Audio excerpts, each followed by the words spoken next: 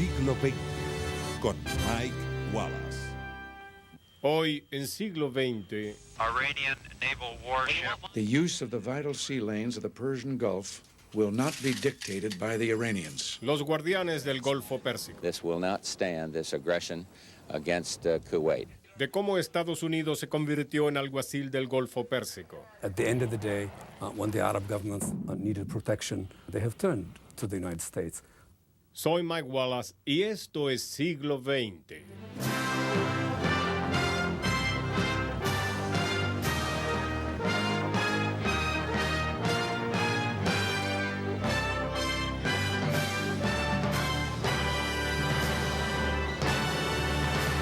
Siglo XX con Mike Wallace. La llamada cuna de la civilización, el cruce entre Asia, África y Europa, que es el Medio Oriente, es donde las religiones del judaísmo, cristianismo e islamismo nacieron y crecieron. Pero en el Medio Oriente de finales de este siglo, viejos odios y nuevos conflictos se han unido de manera mortal, con fuertes disputas sobre embalses de petróleo bajo las regiones y límites nacionales que el hombre impuso en esa tierra. Y de vez en cuando las fuertes disputas han concluido en una guerra, como sucedió en agosto del año 90. Iraq invaded and took over its tiny neighbor Kuwait today. The government of dictator Saddam Hussein claimed it went in at the invitation of revolutionaries who had overthrown the Kuwaiti government. President Saddam Hussein wanted Kuwait, and tonight the country is completely his. Iraqi soldiers control the airport, the television station, and the palace of Kuwait's royal family. It was all over in only a matter of hours. 100,000 Iraqi troops and some 300 tanks swept across the Kuwaiti border early this morning and met only localized resistance as they took the capital. La reacción en Washington fue súbita. This will not stand. This will not stand, this aggression against Kuwait.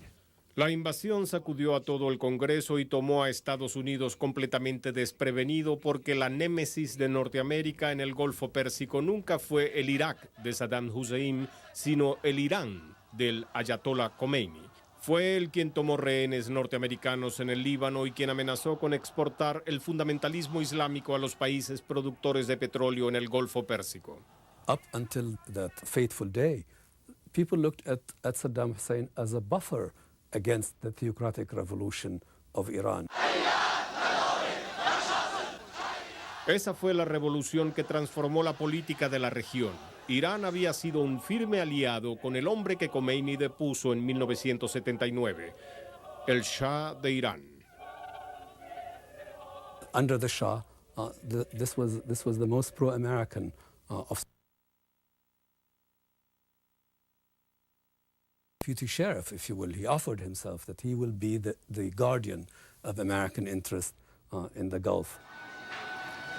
Y cuando su propia gente comenzó a sublevarse en el 78, Estados Unidos apoyó a aquel a quien habían ayudado a colocar en el trono 20 años antes. I fully expect the Shah to maintain power in Iran and for the present problems in Iran to be resolved. Pero para entonces el largo reinado del Shah llegaba a su fin. El 15 de enero de 1979 huyó de Irán en silencio. Fue reemplazado por revolucionarios islámicos quienes veían a Estados Unidos como los culpables del régimen dictatorial y represivo del Shah. Obviously, we were the great Satan. Why were we the great Satan? Because we backed the Shah. And it was the Shah they overthrew, and they wanted nothing to do with the Americans. Y cuando el Shah fue a Estados Unidos para tratamiento médico 9 meses después, estudiantes iraníes entraron a la embajada de ese país en Teherán y tomaron rehenes. The demonstrators burned the American flag, blindfolded and handcuffed at least some of their American hostages, and paraded them in front of the embassy building. The small contingent of U.S. Marine Guards, under orders to avoid violence, tried to disperse the crowd with tear gas, but was vastly outnumbered. There was no negotiating with these people. They were true revolutionaries riding on the crest of the revolution.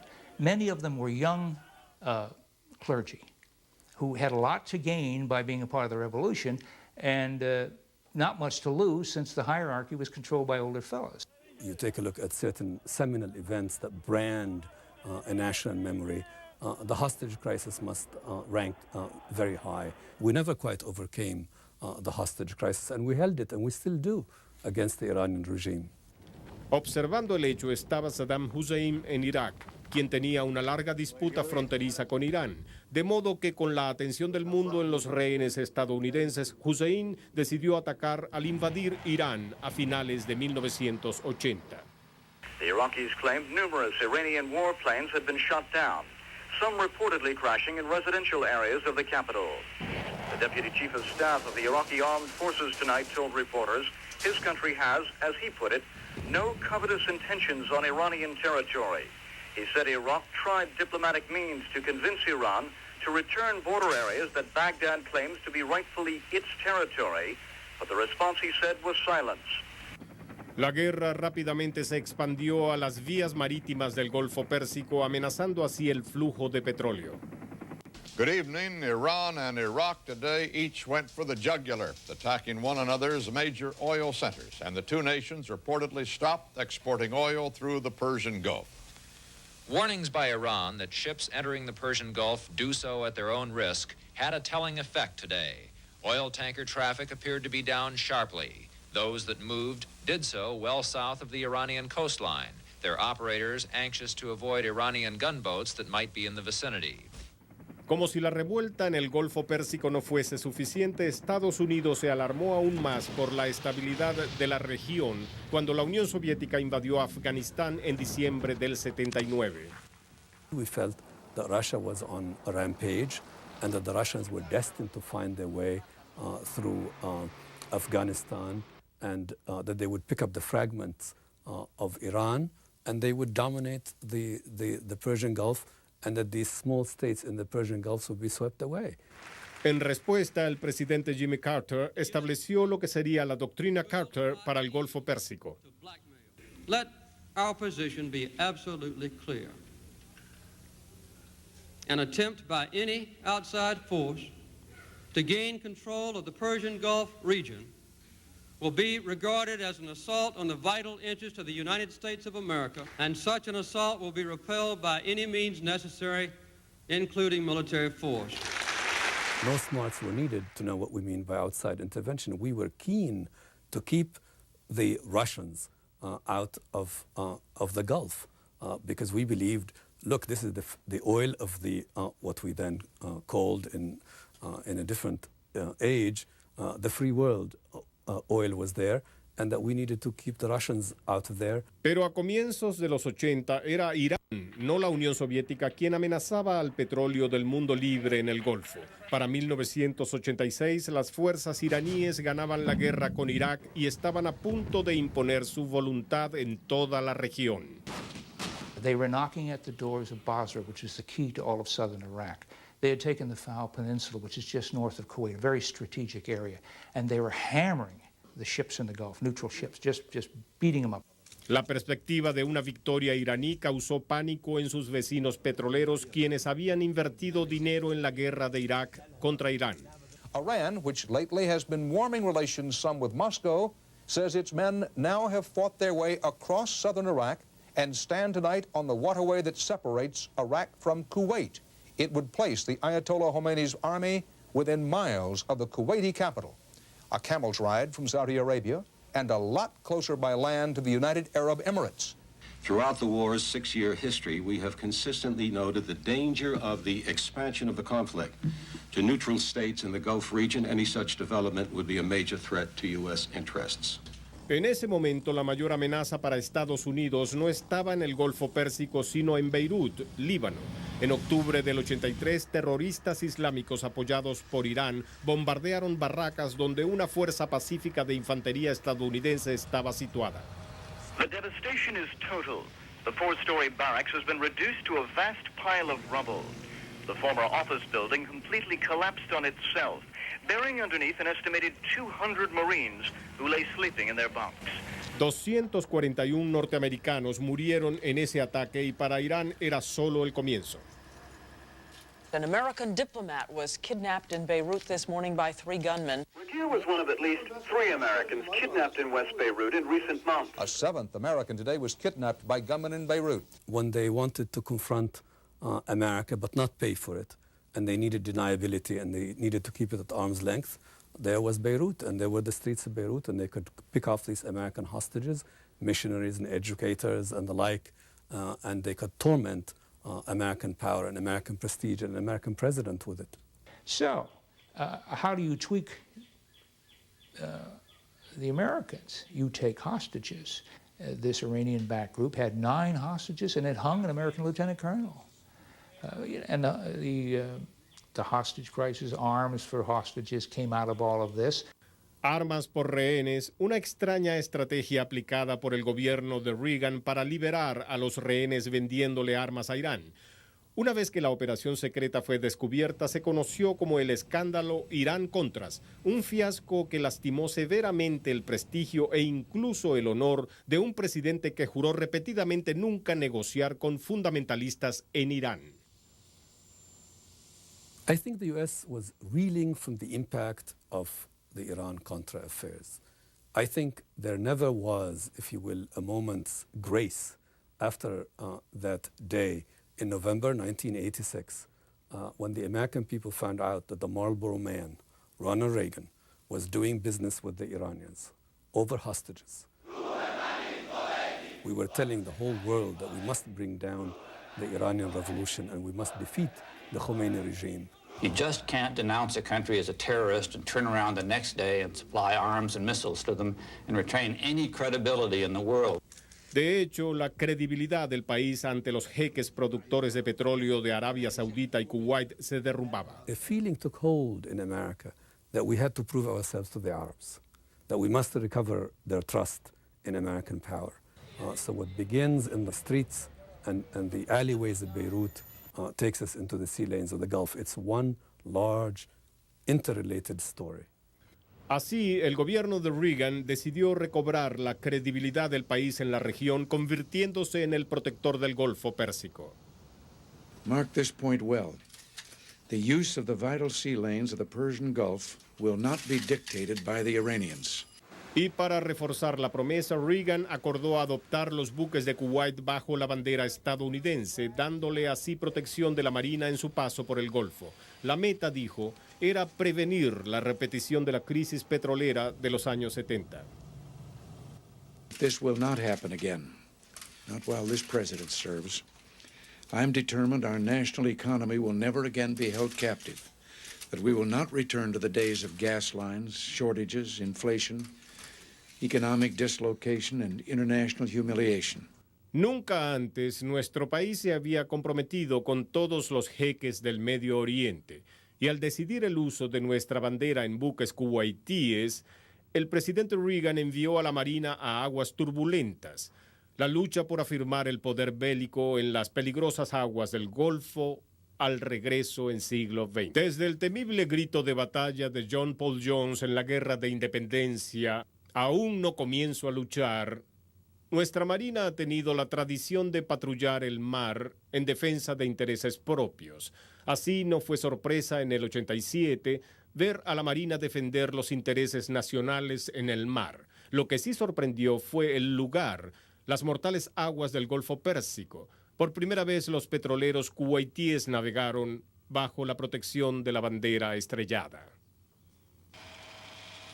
The supertanker Bridgeton, first of the Kuwaiti ships to fly an American flag, was anchored tonight just outside the Persian Gulf and under U.S. Navy protection. The Navy was making sure no one came near the convoy. I will not encroach within 10,000 yards. I understand you do have me on radar, over. With the reflagging and escort operation underway, the Kuwaitis are at pains to stress that confrontation with Iran is now an American problem. I am sure, I have no doubt, that the American will defend the American flag. The Crown Prince repeatedly ducked when pressed to say whether Kuwait and Washington had agreed on acceptable levels of American retaliation in the event of an attack. But he said he was sure, in spite of the arms to Iran scandal, that the U.S. is still a dependable ally. When we are friends, we have to trust each other. If we don't trust each other, how could we live? Pero los kuwaitíes tenían la costumbre de tener a Estados Unidos al alcance, así que era, ante todos, un matrimonio por conveniencia. There had not been a pro-American regime They had always taunted the Saudis about being so close to the Americans. Kuwait was a country that believed in the Palestine question. It believed in Arab nationalism. It believed it was an anti-imperialist country. It refused to give bases to the Americans in the Gulf. It criticized the countries such as Bahrain and others that were close to the Americans. Esa actitud antiestadounidense cambió cuando las tropas iraníes avanzaban en su ofensiva y la llamada guerra petrolera creció. Kuwait was assisting and allowing weapons to go through into Iraq.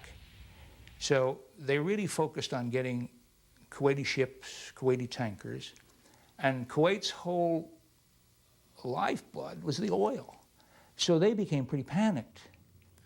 Así, en 1986, cuando Kuwait supo que necesitaba ayuda estadounidense, acudió primero a los rusos, quienes accedieron a proteger varios buques kuwaitíes. Para Ronald Reagan, tener al imperio maligno en el Golfo Pérsico era inaceptable. If we don't do the job, the Soviets will, and that will jeopardize our own national security as well as our allies. It was a con, it was a trick. Their target, the thing they truly wanted was American protection. They wanted the American Navy escorting their tankers, and they wanted to involve America. They wanted to internationalize the war. That was the term that they used at the time. They were very sly about it. They were quite smart. They understood the American predicament, and they understood the American way of thinking. And they knew that the Reagan administration was looking for a chance to redeem its reputation. Pero el 17 de mayo del 87, 2 días antes de que el gobierno anunciara sus intenciones de colocar los buques kuwaitíes bajo bandera estadounidense, el peligro en el Golfo se hizo evidente. At least 28 American sailors are dead, killed by the Iraqi missile that destroyed their quarters aboard the U.S. frigate Stark in the Persian Gulf. The Stark was struck by an Exocet missile which can turn a ship into an inferno. The attack occurred in darkness, and Pentagon officials believe the Iraqi jet mistook the Stark for a ship bound to or from arch-enemy Iran.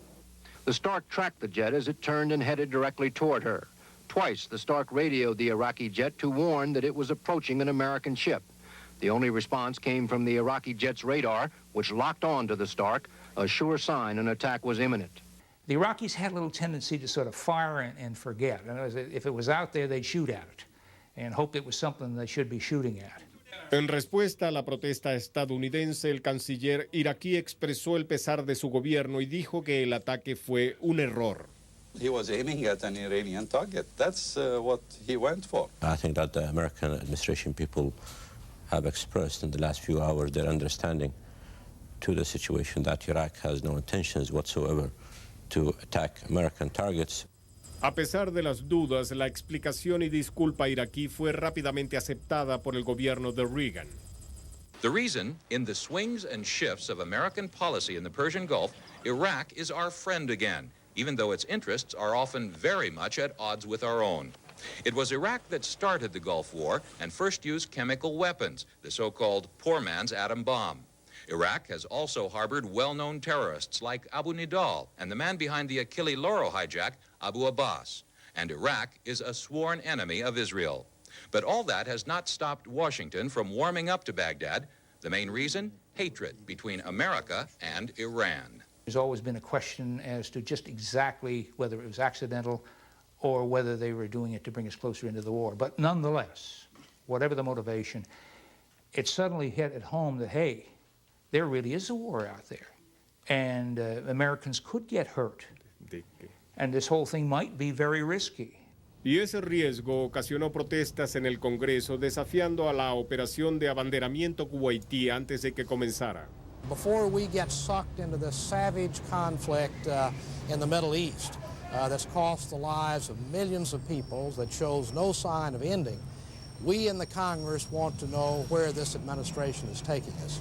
The failure to build this kind of necessary support before we put this nation's sons and daughters at risk jeopardizes our nation's ability to keep its commitments around the globe. Y los senadores no eran los únicos escépticos. El general de Marina George Christ encabezó la operación de abanderamiento para Estados Unidos. The Navy didn't want anything to do with it. They didn't want to put any ships in there. They didn't want to escort anybody. They didn't want anything to do with the Gulf. They thought this was the wrong war at the wrong place at the wrong time. Mientras tanto, Irán prometió mantener los negocios normalmente a pesar de la presencia militar. If, by any chance, any target is recognized as legitimate by the Islamic Republic of Iran, we will definitely attack that target, regardless of whose flag that target is carrying. Can you imagine the precedent that would be set if we all stepped back and said, well, this barbaric country has a right to close down these international waters? Pero los iraníes no serían detenidos. De hecho, una confrontación con Estados Unidos parecía ser exactamente lo que buscaban. Iranian revolutionary volunteers, as seen on Iran TV today. They are getting on buses, they say, going to fight America in the Gulf. It's believed if Iran does try something, it won't come as a conventional military attack, but in small boats like these. There's no shortage of volunteers to launch suicide missions. This is the kind of conflict that Iranian-backed fundamentalists like these in Lebanon say they are ready for. At this demonstration, also seen on Iran TV, they made a familiar threat against America, a new wave of terrorism.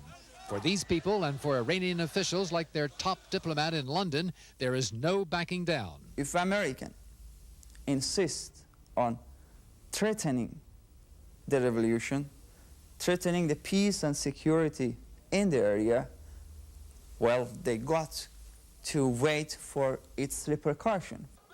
The Iranian way is to be proud of any fight against the West and to be proud of whatever means are necessary. As they chanted at one demonstration, "You threaten us with fleets in the Gulf, remember the graveyard of the Marines in Lebanon." Tal como se demostraría, la amenaza de Teherán no era ningún juego. Al contrario de la tragedia en la fragata Stark, no habría duda de futuros ataques a Estados Unidos en el Golfo. Esta historia al regreso en siglo XX. Para los fundamentalistas que regían Irán, Ronald Reagan y su opción de proteger a buques kuwaitíes era un acto de provocación que no podía ignorarse. Para las fuerzas estadounidenses en el Golfo Pérsico en el año 87, la gran duda era la acción que tomaría Irán para socavar su presencia en el lugar. No esperaron mucho para saberlo.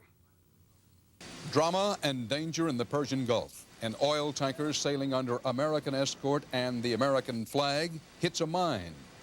The force of the explosion rocked crewmen on the bridge 1,000 feet back and boomed over the escort ship Kidd a mile away. A hole was opened underwater, but the Bridgeton was in no danger of sinking. The convoy had been at full speed when the mine was struck, and the warships took evasive action. The captain, we've repositioned to the left of the channel now. We're actually outside the channel. The mine was in narrow shipping lanes 120 miles southeast of Kuwait, 18 miles west of Farsi Island, an Iranian Revolutionary Guard base. They could have dropped mines from fishing dhows. It's difficult to assess who places a mine. A track record, however, would clearly point the finger to Iran. In Tehran today, thousands of volunteers held a rally in preparation for Iranian naval maneuvers codenamed Martyrdom. Iranian Prime Minister Hussein Mousavi hailed the mine incident as an irreparable blow against American political and military prestige.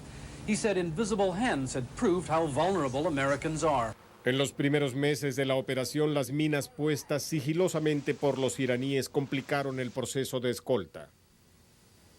These mines the Iranians were using were copies of Russian World War I contact mines. They look like, you know, the old pictures you see with the mine under the water with a big horn sticking out, tied to something, and the ship comes along, hits it, and goes boom.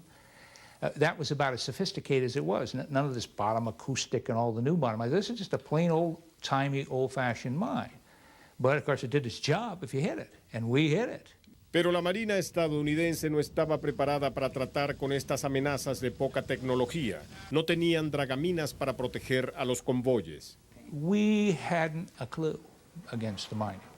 It wasn't until October of '87 that our creaking ancient minesweeps arrived from the United States. As a matter of fact, it was the longest tow in the history of the United States Navy, towed these things over to the Gulf. So were we unprepared? You bet we were unprepared.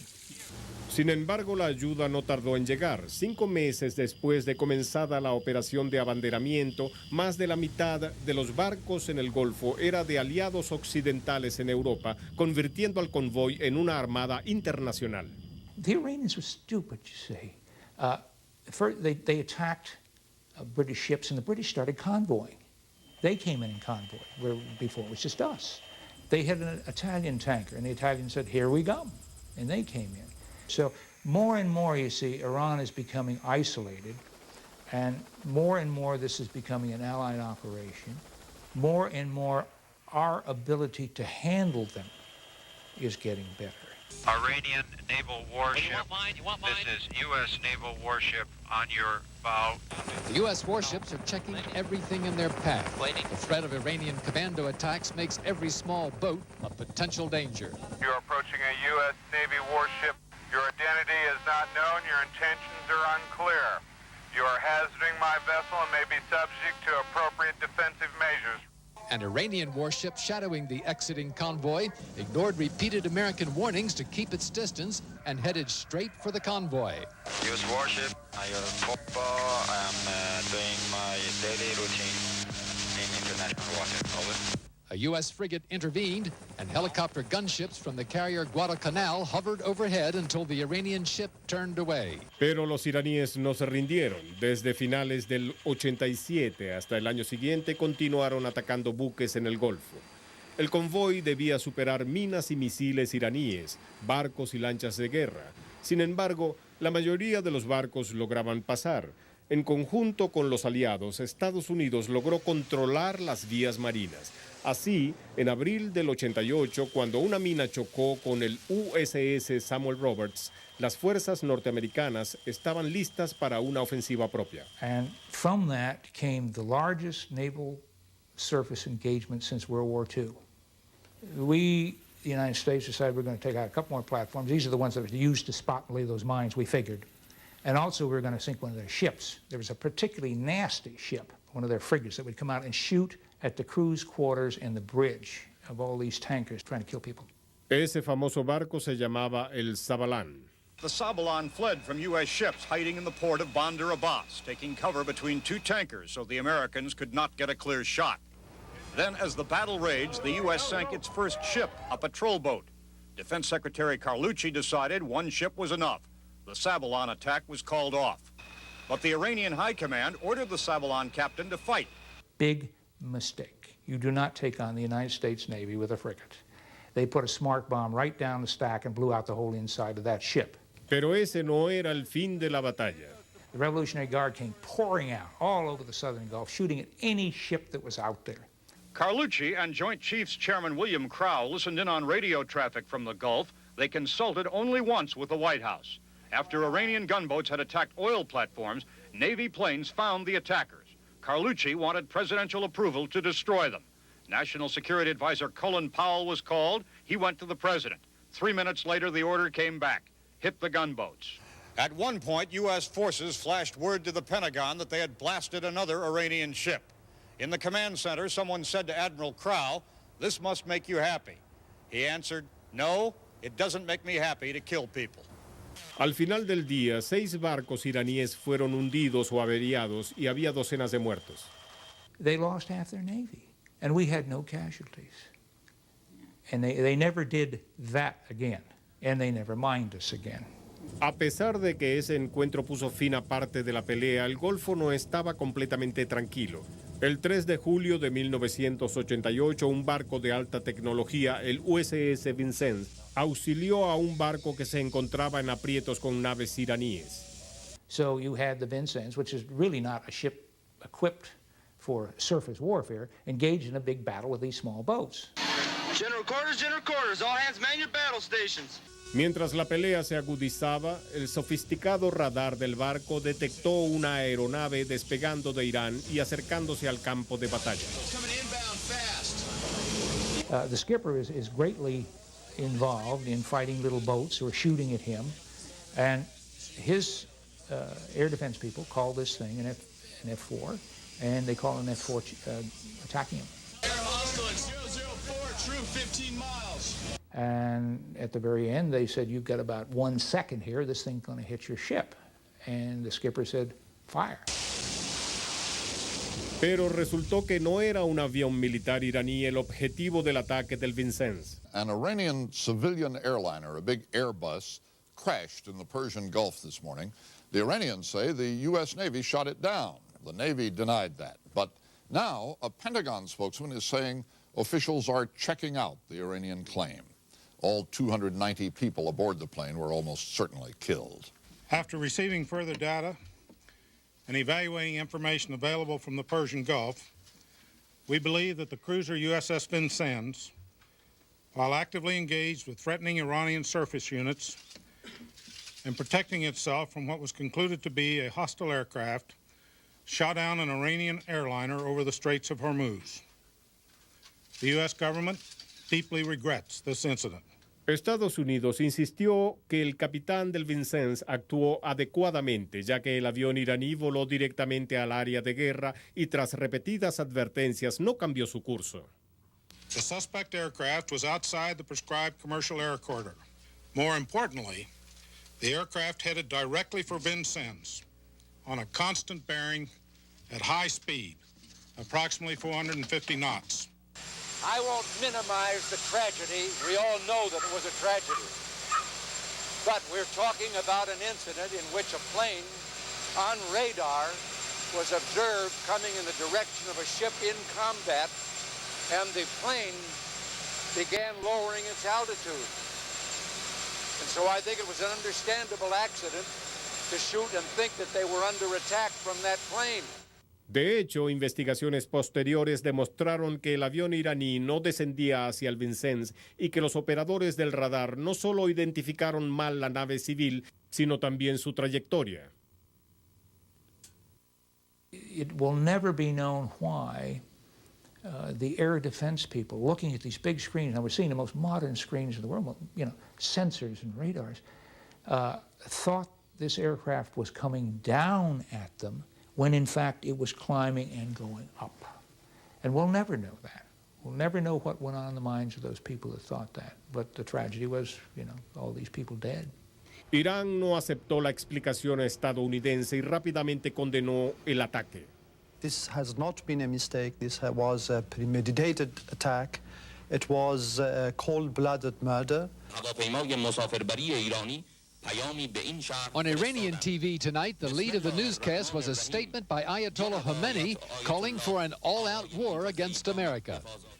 And then there were pictures of the bodies being recovered in the Gulf. The newscaster quoted Khomeini as saying he would lay down his life for the cause. Iran is in no position to start a war against America in the Gulf or anywhere else, but it does have some dangerous friends.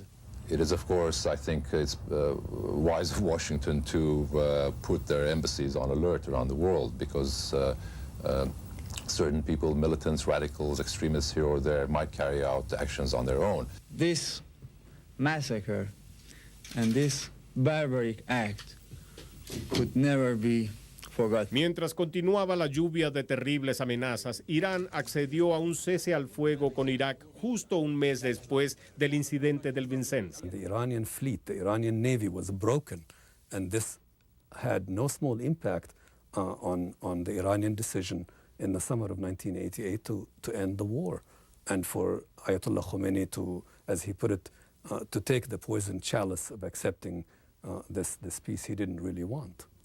La paz con Irak puso fin a la guerra de Irán contra Kuwait, mas no terminó la guerra santa iraní contra el Gran Satán. La venganza jurada de los fanáticos mantuvo al gobierno preocupado en los últimos meses del año 88. Esta historia al regreso en sí. Aunque la guerra de 8 años entre Irán e Irak dejó a ambos devastados, la reconstrucción no era la prioridad para Irán tras la guerra. En cambio, la venganza por el derribo del avión civil parecía más urgente para el gobierno de Teherán, y muchos creían que el lugar más lógico para la venganza era el Líbano, donde Irán tomó rehenes estadounidenses. In Beirut, an anonymous phone caller threatened to kill an American hostage, but there was no way to know whether that threat was real. The caller said, "We will kill an American captive today and dump his body in this neighborhood of West Beirut."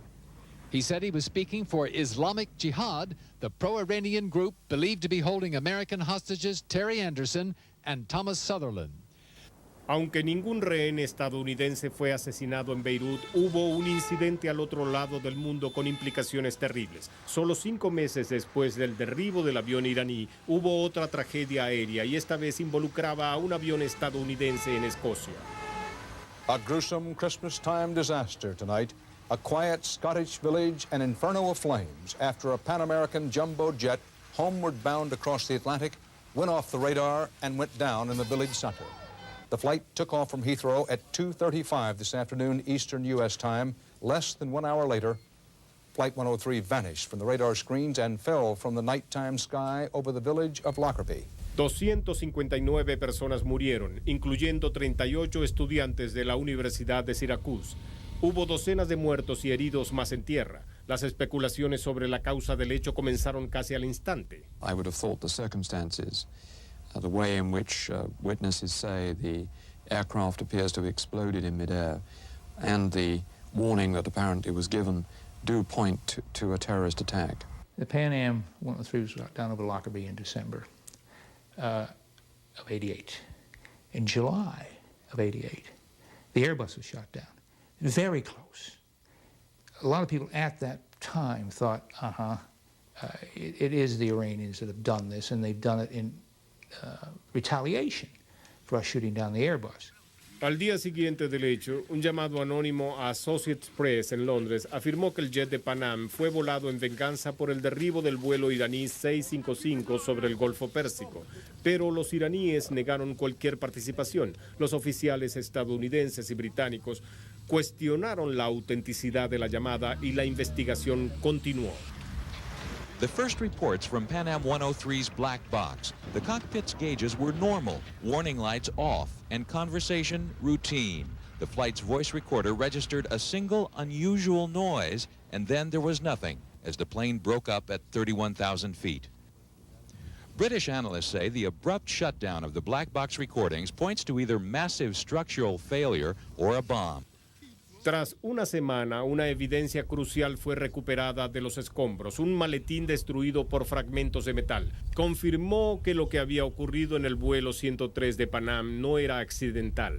The explosives residues recovered from the debris have been positively identified and are consistent with the use of a high-performance plastic explosive. Lo que seguía siendo un misterio era quién había plantado la bomba, cómo llegó a bordo y por qué. You know, in the memorable words, round up the usual suspects. Who were they? They were, at the time, the Palestinians were engaged in this kind of industry. The Syrians were doing some of this. The Iranians were doing some of this. The Libyans were doing some of this. Las investigaciones de los británicos y estadounidenses no podían involucrar claramente a los iraníes, pero sí encontraron lo que creyeron era una directa conexión con Libia. Murder warrants are out tonight for 2 Libyan spies. They are now formally charged with bombing Pan Am Flight 103 out of the sky over Lockerbie, Scotland. The Bush administration says a 3-year investigation has turned up evidence that high-ranking Libyan officials were behind the plot. This was a Libyan government operation from start to finish. We hold the Libyan government responsible for the murder of 270 people over Lockerbie, Scotland. Pero las teorías mantenían que aunque los terroristas libios fueron responsables directos, era Irán quien había orquestado este acto de terrorismo.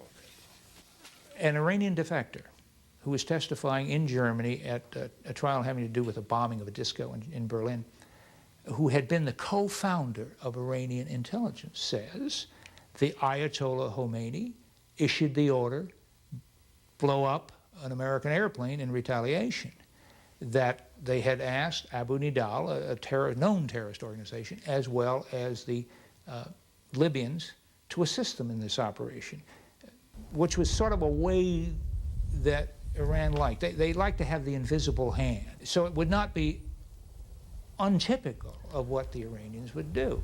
Con la atención del mundo centrada en la investigación de Lockerbie, el fin de la guerra de Irán e Irak significaba que Estados Unidos comenzaría a salir del Golfo.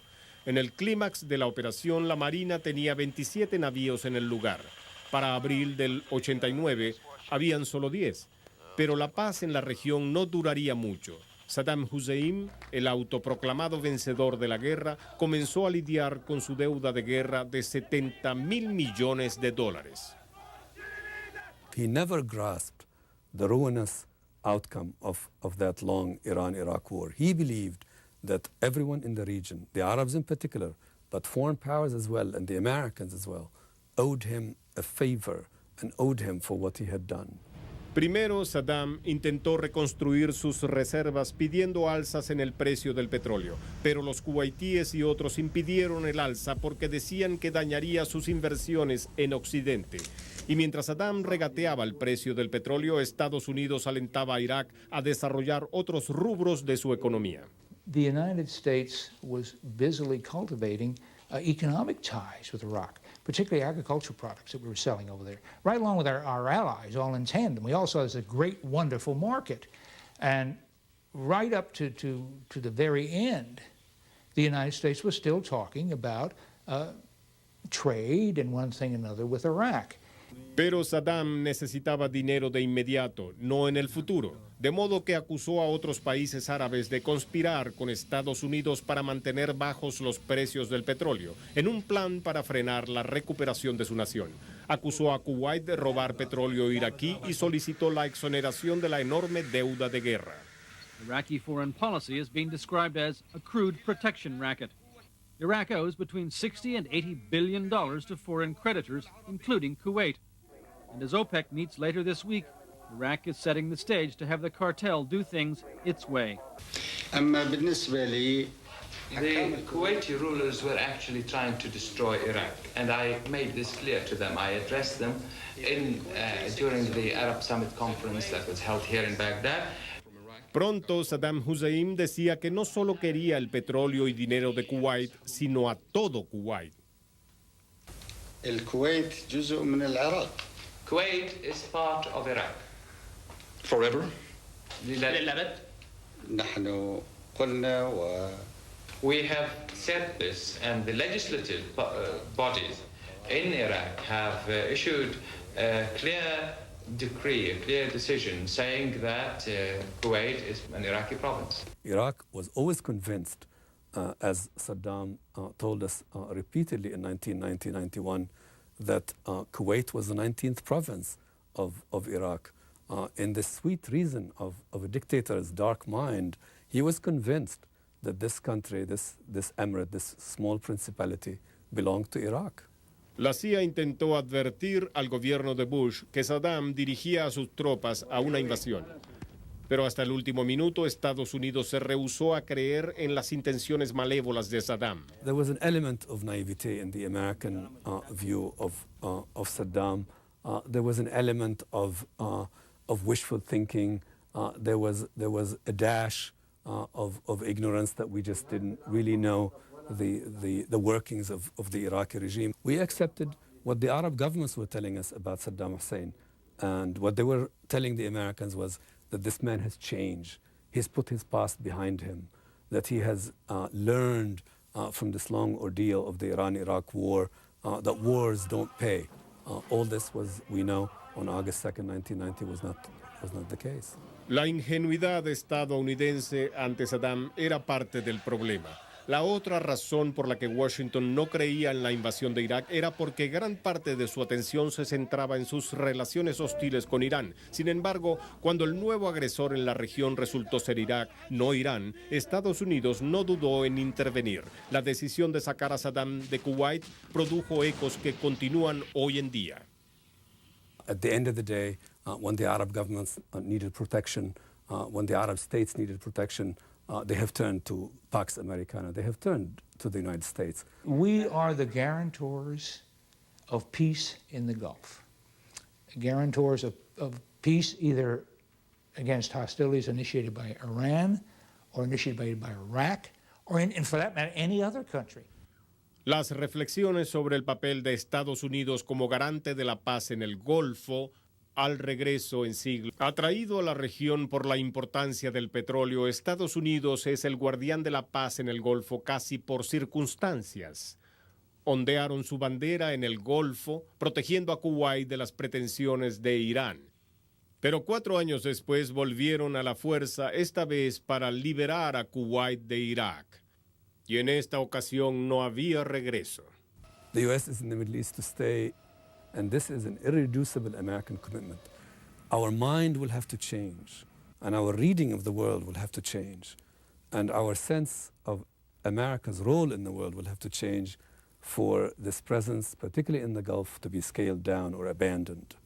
Lo que empezó como un compromiso a corto plazo con el Golfo se convirtió en una larga relación que se extenderá hasta avanzado el siglo XXI. Soy Mike Wallace y esto es Siglo XX.